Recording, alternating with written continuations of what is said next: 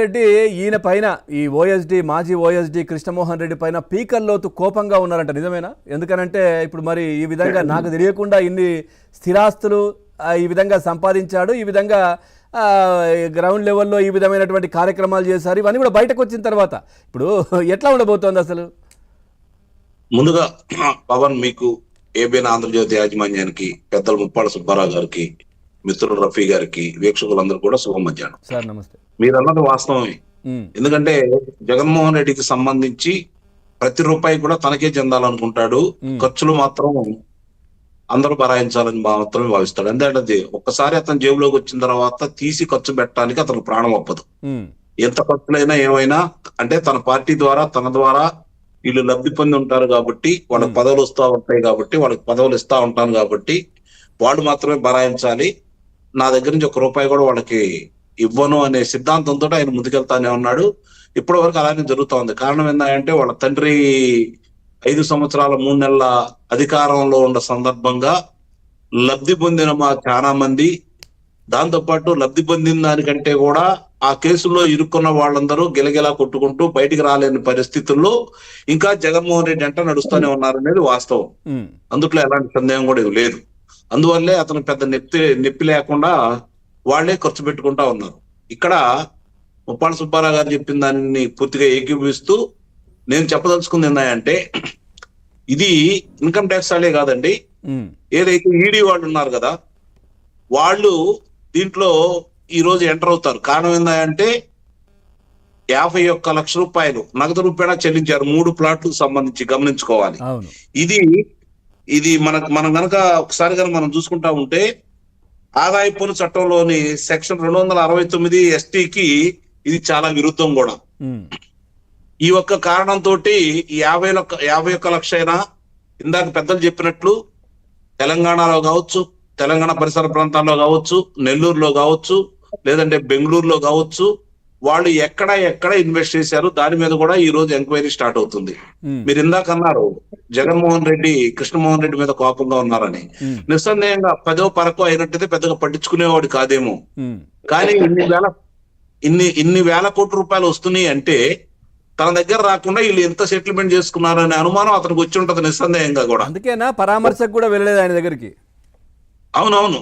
అంటే వీళ్ళు ఒక్కొక్కడు ఆస్తులు గమనిస్తా ఉంటే వాళ్ళవన్నీ కూడా లెక్కలేసుకుంటా ఉంటే ఇది ఊహకు అందనటువంటి లెక్కలు కనపడతా ఉన్నాయి మనకు మద్యం కుంభకోణంలోనే. అంతే కదా. మరి జగన్మోహన్ రెడ్డికి ఓఎస్టీడీగా చేసినటువంటి కృష్ణమోహన్ రెడ్డి ఈ మద్యం కుంభకోణమే కాకుండా వివిధ దశల్లో ఇంకా ఏ కార్యక్రమాల్లో ఎంత సంపాదించారో ఆ విషయాలు కూడా త్వరలోనే బయటకు వస్తాయని అయితే నేను చెప్పగలను. ధనుంజయ రెడ్డి కావచ్చు, ఓఎస్టీడీ కృష్ణమోహన్ రెడ్డి కావచ్చు, మిథున్ రెడ్డి కావచ్చు, చెవిరెడ్డి భాస్కర్ రెడ్డి కావచ్చు, కేసిరెడ్డి రాజశేఖర రెడ్డి కావచ్చు, బాలాజీ గోవిందప్ప కావచ్చు, దానికి సంబంధించిన వాళ్ళందరూ కూడా, పెద్దిరెడ్డి రామచంద్రారెడ్డి కావచ్చు, వీళ్ళందరూ కూడా వరుసనే బయటకు వస్తారు. కారణం ఏంటంటే వీళ్ళు ఒక మద్యం కుంభకోణంలోనే ఇరుక్కోలేదు పవన్, ఇది గమనించుకోవాలి. దాదాపు వాళ్ళ కనుసన్నల్లోనే ఆంధ్ర రాష్ట్రంలో 5 సంవత్సరాల్లో జరిగిన విధ్వంసానికి, 5 సంవత్సరాల్లో జరిగిన దోపిడీకి ప్రధాన పాత్రధారులు వీళ్లే. ఆ విషయాన్ని మనం మర్చిపోవద్దు.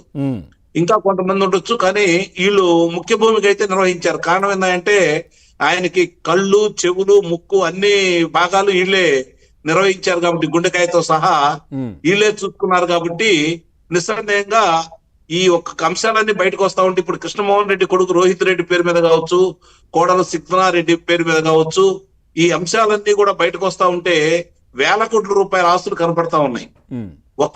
మనకి ఇప్పుడు వరకు ఏంటి, మద్యం కుంభకోణంలో ముడుపుల రూపాయన అందింది 3,500 కోట్ల రూపాయలు.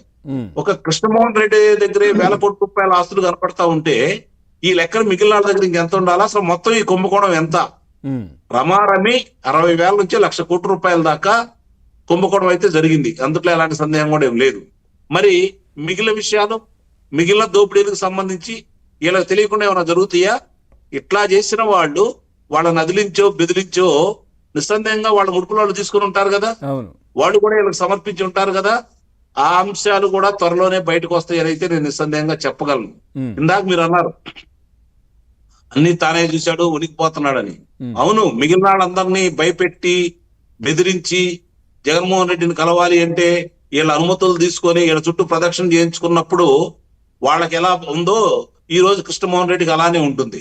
ఆ రోజు వాళ్ళ చుట్టూ తిప్పించుకున్నాడు, రేపొద్దున ఈ న్యాయస్థానాల చుట్టూ తిరుగుతాడు, సిట్టు చుట్టూ తిరుగుతాడు, కారాగారంలో కూర్చుంటాడు. అందులో అనుమానం ఏముంది? మీకు గుర్తుందా సార్, ఈయన ఎంక్వైరీకి వెళ్ళినప్పుడు, సిట్ ముందుకు వెళ్ళినప్పుడు, లేదనంటే ఈయన రిమాండ్ లో ఉన్నప్పుడు, ఈయన ఫస్ట్ డే తీసుకెళ్తున్నప్పుడు వైసీపీ పార్టీలో కీలక నేతలు అందరూ కూడా అక్కడే పోలీస్ స్టేషన్ దగ్గరనే పడిగాపులు కాదు సార్, కోర్టు దగ్గర అక్కడ మొత్తం రోజంతా కూడా. అప్పుడు అనుకున్నారంట, ఏమిది ముందు కూడా ఈ విధంగానే, ఇప్పుడు ఈయన అరెస్ట్ అయి వెళ్తుంటే కూడా ఈ విధంగా అవసరమా మనకు అని అంటే భయం. ఇక్కడ గమనించుకోవాల్సిన అంశం ఏంటంటే, వీళ్ళ ముగ్గురు ఇతను ధనుంజయ రెడ్డి కావచ్చు, బాలాజీ గోవింద కావచ్చు, ఈ కృష్ణమోహన్ రెడ్డి కావచ్చు, వీళ్ళ ముగ్గురు గనక దీంట్లో ఇన్వాల్వ్ అయి ఉన్నారు కాబట్టి, వీళ్ళ కనుసన్నలోనే అన్ని జరిగినాయి కాబట్టి, వీళ్ళు అంతిమ లబ్ధిదారుడి దగ్గరికి వెళ్ళక ముందే వీళ్ళందరినీ అదుపులో తీసుకున్నారు కాబట్టి, వీళ్ళు ఒక్కొక్క విషయాలు బయట పెడితే వాళ్ళ జాతకాలన్నీ బయటకు వస్తే వీళ్ళతో పాటు మేము కూడా కారాగారంలో కూర్చోవాలి కాబట్టి ఏదో విధంగా వాళ్ళకి అండదండలుగా ఉండాలనే అభిప్రాయాన్ని కలగజేయడం కోసం దయచేసి మా పేర్లు చెప్పొద్దని బతినాడు కోసం మాత్రమే వాళ్ళ చుట్టూ తిరిగారనే విషయాన్ని ఇక్కడ మనం గమనించుకోవాలి. స్టేజ్ లో అనిపించింది సార్, జగన్మోహన్ రెడ్డి గనక ఈ విధంగా రిమాండ్ కో లేదంటే ఈ విధంగా వెళితే గనక ఈ విధంగా ఉంటదేమో అన్నట్టు అనిపించింది. వీళ్ళు వెళ్తే అంటే వీళ్ళు ఎంత సన్నిహితులు, షాడోలు అన్నట్టు తెలిసిపోతుంది క్లియర్ గా. కాదు పవన్, జగన్మోహన్ రెడ్డి కారాగారంలో ఉంటే ఇందుట్లో 30 మంది ఊపిరి పీల్చుకుంటారు. అయ్యో, 30 మంది ఊపిరి పీల్చుకుంటారు. మాకు తిప్పలు తప్పిని మేము ఈ కారాగారాల చుట్టూ ఇళ్ల చుట్టూ ర్యాలీలు, జనాల పోగేయటాలు, డబ్బులు ఖర్చు పెట్టాలు, వాటి కోసం అన్ని కార్యక్రమాలు చేయటాలు ఇవన్నీ తప్పిపోతాయి. ఎంత తొందరగా జగన్మోహన్ రెడ్డిని అదుపులో తీసుకుంటారని చెప్పని తెలుగుదేశం పార్టీ శ్రేణులు, భారతీయ జనతా పార్టీ శ్రేణులు, జనసేన శ్రేణులు, ఆయన మీద కోపంగా ఉన్న జనాభా కంటే కూడా ఎక్కువగా ఎదురు చూస్తా ఉంది మాత్రం వైఎస్ఆర్సీపీ పార్టీ శ్రేణులు అనే విషయాన్ని ఇక్కడ మనం మర్చిపోవాలి. రెండోది, ఈ రోజు ఇన్ని అంశాలు బయటకు వస్తున్న తర్వాత, కళ్ళ ముందు కనబడుతున్నటువంటి ఆధారాలు చూసుకున్న తర్వాత, ఈడీ వాళ్ళు ఎంటర్ అయిన తర్వాత, 11 కోట్ల రూపాయలు ఫామ్ హౌస్ లో దొరికిన తర్వాత, 8.5 కోట్ల రూపాయల ఎలక్షన్ సందర్భంగా పట్టుకున్న తర్వాత, ఇప్పుడు ఈ 51 లక్ష 3 ప్లాట్లకి సంబంధించి బయటకు వచ్చిన తర్వాత, ఈ అంశాలన్నీ కూడా ఈడీ వచ్చిన తర్వాత, నాకు తెలిసినంత వరకు ఈడీ వాళ్ళు ఎంటర్ అయిన తర్వాత ప్రారంభంలో వాళ్ళకి విచారణ పిలుస్తారు, తర్వాత అరెస్ట్ చేస్తారు. అరెస్ట్ చేసినప్పుడు ఆధారాలు లేకుండా ఈడీ ఎక్కడ ఎంటర్ కాదు. ఈడీకి వాళ్ళ ముందు పెట్టిన తర్వాత ఫైల్ అంతా పరిశీలించేసి, అవును దీంట్లో వాస్తవం ఉంది, ఇందులో వీళ్ళు ఇన్వాల్వ్ అయ్యారు, మనీ లాండరింగ్ జరిగింది, పలానా చోట నుంచి పలానా డొల్ల కంపెనీల నుంచి వీళ్ళ దగ్గరకు వచ్చినాయి, వీళ్ళు దాన్ని బంగారం రూపేణ చేశారా, లేకపోతే రియల్ ఎస్టేట్ లో పెట్టారా, లేకపోతే వ్యాపార సంస్థల్లో పెట్టారా, లేదంటే ఇల్లు కట్టుకున్నారా, ప్లాట్లు కొన్నారా, విల్లాలు కొన్నారా అనే విషయాలు మొత్తం బయటికి తీసుకొస్తారు. కాబట్టి ఈడీ వాళ్ళు ఎంటర్ అయ్యారు అంటే దొంగలు దొరికినట్లే. రైట్. ఇటు టీడీపీ పార్టీ నుంచి రఫీ గారు ఉన్నారు. రఫీ గారు నమస్కారం. నమస్కారం సార్. సార్ ఏంటి పూర్తిగా ఈ కృష్ణమోహన్ రెడ్డికి సంబంధించిన అంశాలు, ఆయన చేసినటువంటి అన్ని కూడా బయటకు వస్తున్నాయి పూర్తి ఆధారాలతో పాటు.